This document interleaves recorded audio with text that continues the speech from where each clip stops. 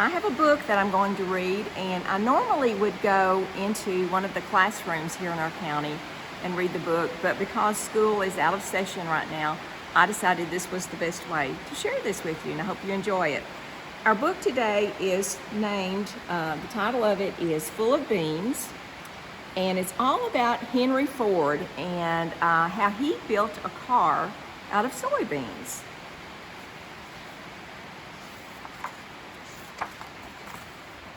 Henry Ford made cars, millions of cars.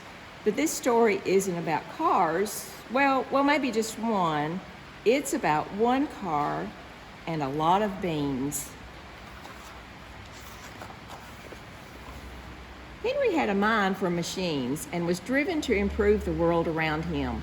When he was young, his mother said, "Do something useful," and encouraged him to make life for others a little smoother, a little easier, and a little happier.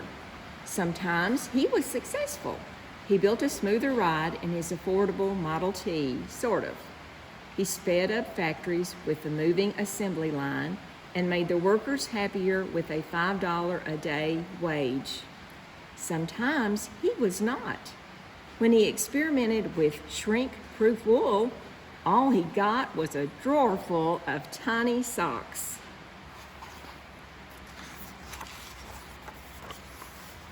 But one concern needled him his whole life: farming.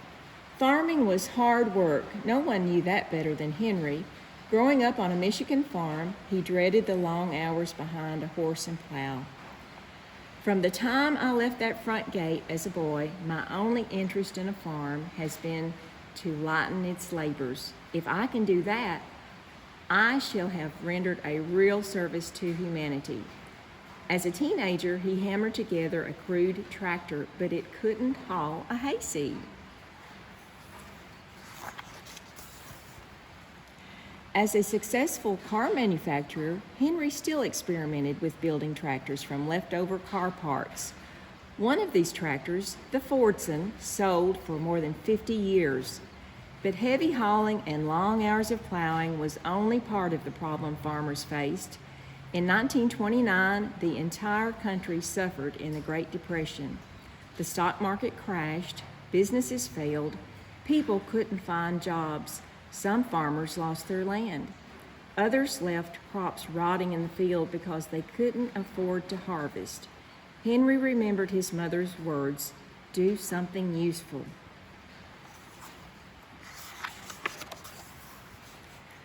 What if farmers had a new market for their produce? They could earn more money and their crops wouldn't go to waste. Henry absolutely hated waste. Industry owes it to society to conserve material in every possible way. Henry recycled everything. The Ford factory in Dearborn, Michigan reused rags, boxes, and even sawdust. Every day, garbage trucks dumped 7 tons of trash at the factory, where it was processed and turned into useful products: fuel for cars, material to pave roads, fertilizer for plants, and charcoal briquettes for grilling hot dogs. What if he used farmers' crops the same way? Anything that can be grown for industry's raw materials will bring new revenue to agriculture. But first, Henry had to figure out which vegetables were suitable. On a patch of land that he called Greenfield Village, Henry built a laboratory. He hired a team of young men to study the chemicals in every grain, fruit, and vegetable. One of those men was Robert Boyer. While ratchets and widgets cranked and spun in Henry's brain, Robert thought about chemicals and atoms that could be pulled apart and mixed together. Soon, truckloads of vegetables tumbled in a heap outside the lab. Carrots 1 week, corn stalks the next, turnips, tomatoes, and wheat. Robert ground, whirled, boiled, and stirred. Henry rocked or did chin-ups on a beam. That was his way of thinking.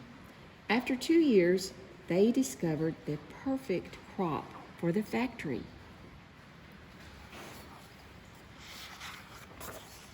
The soybean. People in China had grown and eaten soybeans for centuries, but in the United States, the soybean was cow feed. To Henry, it was a wonder crop. Soybeans were easy to grow, enriched the soil, and were bursting with oil and protein. Henry imagined farmers all across the country growing soybeans for food and for industry.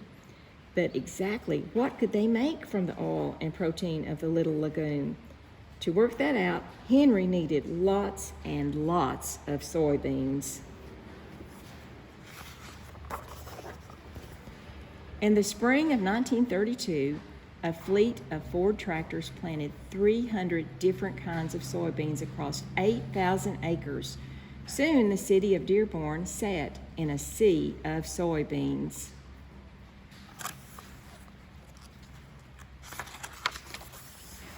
In the fall, Robert ground, whirled, boiled, and stirred.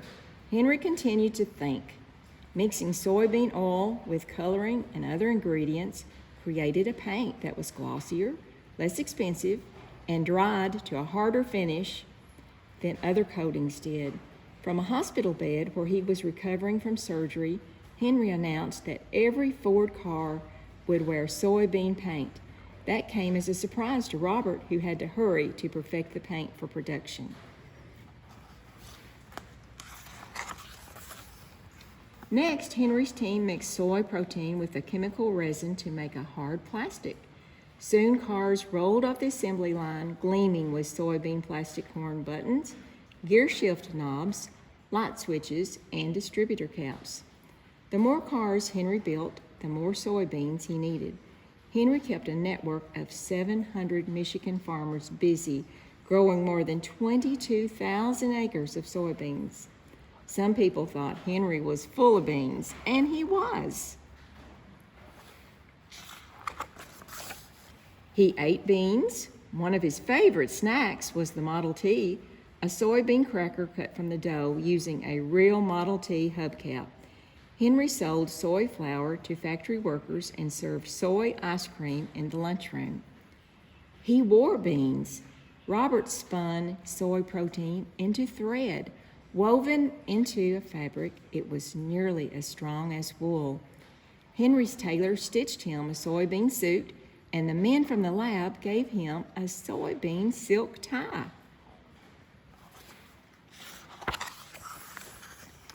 And Henry wanted to drive beans. Every Ford car already contained a bushel of beans, soybeans, from the gear shift knob to the paint, but Henry wanted the cars even beanier. He imagined an automobile as revolutionary as his Model T, a whole car made out of soybean plastic, so lightweight it would use less gas than any other car on the road. Making small plastic parts was easy. Molding giant plastic panels was not. When the first panel popped out of the mold, Henry grabbed his axe. Aiming the blunt end, he swung.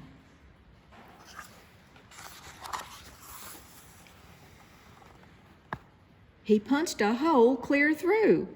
To test the strength of the next panel, Henry jumped up and down on it. If that was steel, he said, it would have caved in.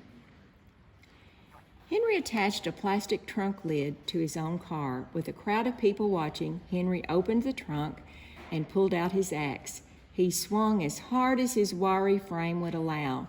This time, the axe bounced off the plastic and over his shoulder. It was time to assemble the car.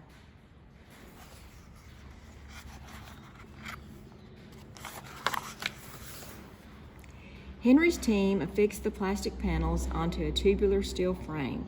2 fenders in the front, 2 in the rear, a front grille, the engine hood, the doors, and a roof.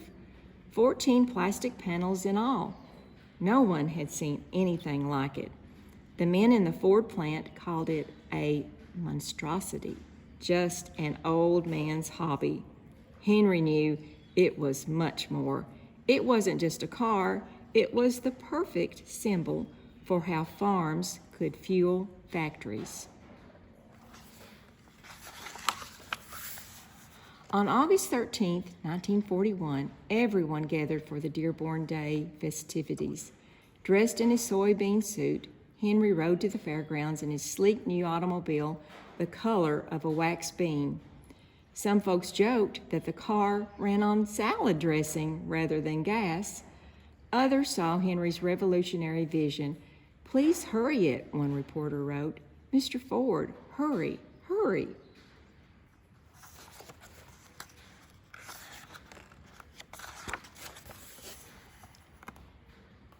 But 4 months later, no one was talking about Henry's amazing soybean plastic car. On December 7th, the Japanese Navy attacked Pearl Harbor, and America was at war. The Ford Motor Company stopped making cars and began building bomber planes. The soybean plastic car rolled into storage.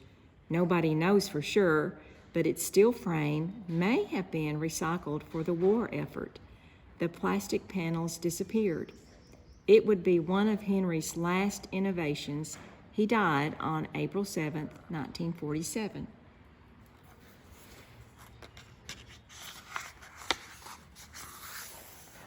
Henry will always be remembered for making cars, millions of cars, but only one proved that Henry was not full of beans. Today, soybean farmers continue to fuel factories, growing furniture and flooring, dog biscuits and bread, candy, crayons, and cars. That's the end of our story. If you purchase this book or check it out at the library, it has lots of other information in here too that would be helpful for you in your classroom, and teachers, you might want to do that as well. Be a good book for your school library. So, hope you all enjoyed that. It was raining when we came in and a little bit noisy on the roof, but it's lit up now, and maybe the rain will stop. So, thank you, and have a great National Agriculture Day.